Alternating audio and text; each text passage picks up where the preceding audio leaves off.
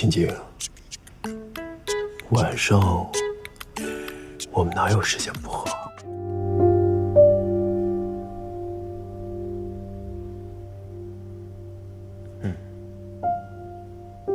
不会的。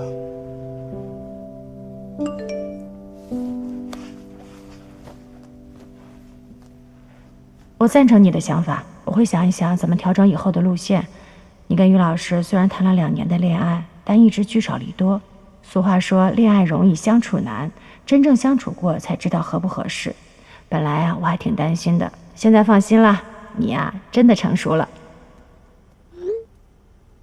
本来没想过，被你这么一说，忽然意识到这个问题。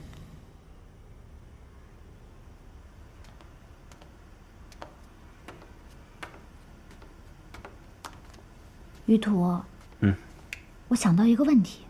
什么呀？你们这次一起住那么长时间，会不会忽然发现性格不合呀？以前我教你打游戏的时候，如果天天在一起，早上9点到晚上9点，我每天6点就要起床，11点才能到家。你忘记你怎么剥削我的时间了？哎呀，但是那个时候不一样嘛。的确不一样。那时候我们相处的时间是白天，现在我要上班，在一起更多是晚上。不，晶晶，晚上我们哪有时间不和？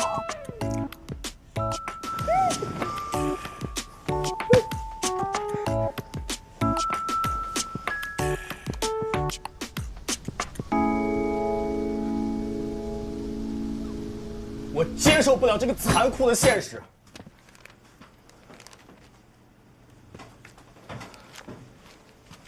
怎么了？不知道，一大早就开始发作了。就是你，于途，你不知道，他居然谈恋爱了。我跟他说，哪天下班早啊，一起去吃一家网红餐厅。他居然跟我说要和女朋友一块吃。我是万万没有想到，咱们办公室第一个脱单的，居然是小胡。第一个？谁说他是第一个？中午啊，我请大家吃饭，关仔回来了，给他接个风。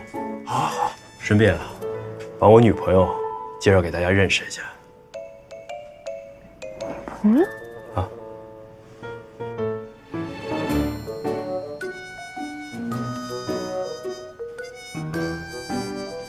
我还没有，不过最近有个师哥跟我表白。